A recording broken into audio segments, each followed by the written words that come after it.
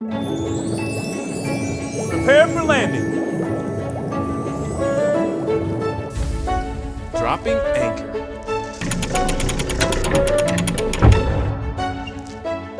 Oh, hey, fellow story explorers. Today, we are in Cumming, Georgia, visiting a young author by the name of Harper Lummus. He wrote a book called Time Machine Adventures, and we chose it to be professionally illustrated. Oh, there he is now. Hey, Harper, what's up, man? Hey, Stan, how are you? Man, I'm doing great. How are you? Good. Come on in. Welcome to the Very Airy Library. What do you think? I think it's super cool. Man, I'm glad you like it. Come over and have a seat there. And tell everybody a little bit about yourself. Hi, my name is Harper Lummus, and I'm from Cumming, Georgia, and I'm 11 years old. What kind of stuff do you like to do? I usually like to play ping pong or tennis with my brother, or just read a book. I like the Harry Potter series the most. Who's your favorite character? I would probably say Harry Potter.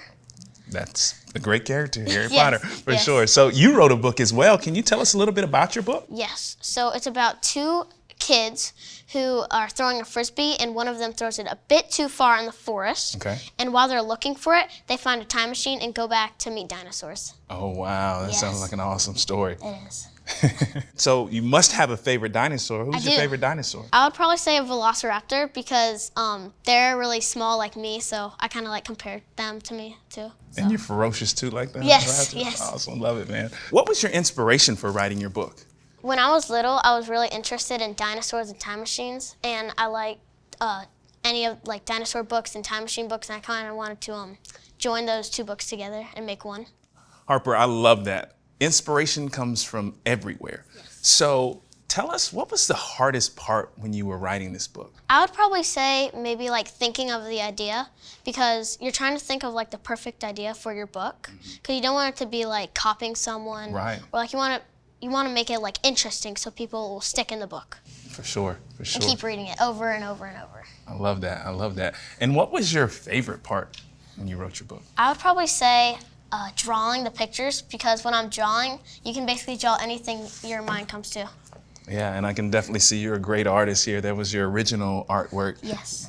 How did you feel when you saw your professionally illustrated book for the first time? I was like, wow. I was like, I made my original book and it turned into this. I was like so happy on how the illustrator made it. Yeah, it's a very beautifully illustrated book, and you sort of look like that character there, right? Yes. I love it, love it. What do you hope kids learn or take away from this book when they read it? I want kids to think that you can do anything that your mind comes to. Yeah. And like, if you want to be a doctor when you grow up, be a doctor. If you want to be an astronaut and go to the moon, go to the moon.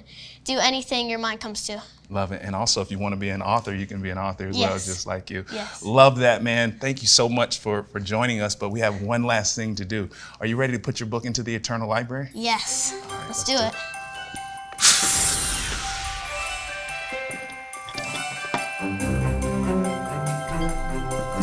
Commencing literary ingestion process. Oh God, we're gonna eat the words.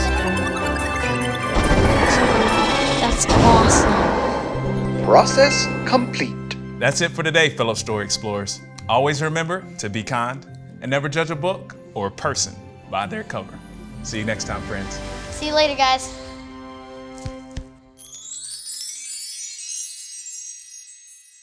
Do you have your own story to tell? Be sure to sign up for the Share Your Story program. You can find the link in the description below. You might even have the chance to visit the Very Airy Library. Come by the magical, incredible, fantastic.